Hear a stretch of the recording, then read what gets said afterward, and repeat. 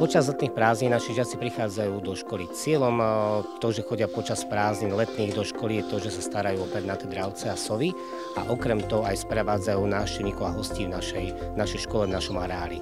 Naši žiaci majú rozhodnutý svoj čas, kedy sprevádzajú hostia a návštevníkov, ale o dravce, krmenie, lietanie a výcvik chodia všetci žiaci sokoliari, ktorí majú pridelené dravce. Samozrejme, keď sú na prázdninách, tak sa dohodnú s iným žiakom, aby nakrmil ich jedinca, ich dravca, o ktorého sa má starať. Rodičia si plánujú špeciálne aj dovolenky, aby ich dieťatko mohlo v našej škole dosprevádzať alebo sprevádzať počas toho týždňa.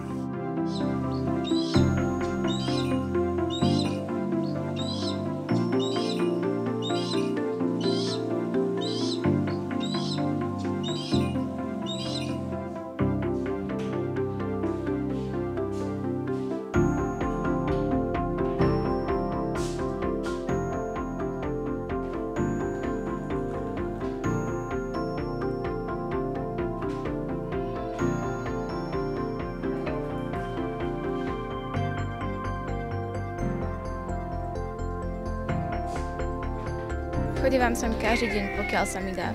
Keď sem prídem, tak najprv si pripravím mäsko na krmenie a potom postupne idem nakrmiť svoje dravce a potom im aj vyčistím. Starám sa o orla stepného a o víra afrického.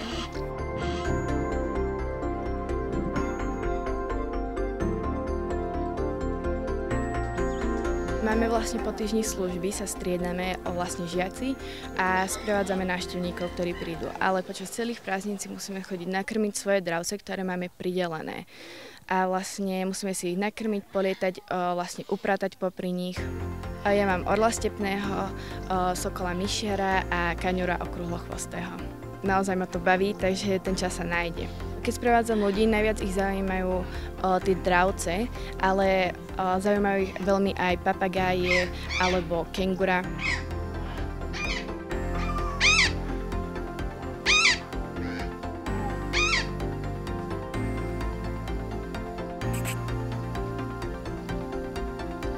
Vlastne ja poviem o dravcoch, že aký dravec to je druh, ako vzniklo sokoliarstvo, ako sa k nám dostalo na naše územie, vlastne história vlastne toho sokoliarstva a musím to vlastne ako zorganizovať, dokedy lieta, koľko treba lietať a vlastne venovať sa tým ľuďom, odpovedať na ich otázky alebo im povedať, čo ich zaujíma.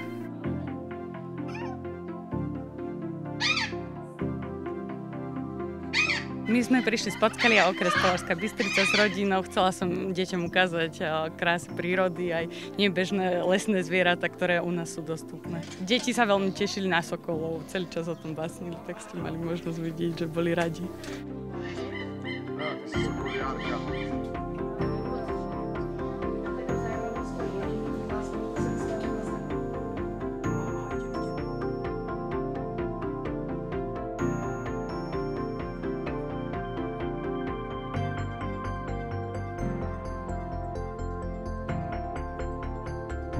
Návštevníci navštívujú našu základnú školu Náš svet zvierat počas leta od 1. júla do 31. augusta a majú možnosť vidieť nielen pernaté dravce a sovy, ale uvidia napríklad aj kenguru, uvidia plázy, krokodíla, leguána, uvidia krásne ryby, dokonca uvidia aj paryby, raje, to je taká raritka u nás na škole, ale uvidia takisto aj napríklad opice, krásne záhrady, ako je tropická záhrada, vertikálna záhrada, úžasné animácie, ktoré prezentujeme našim návštevníkom.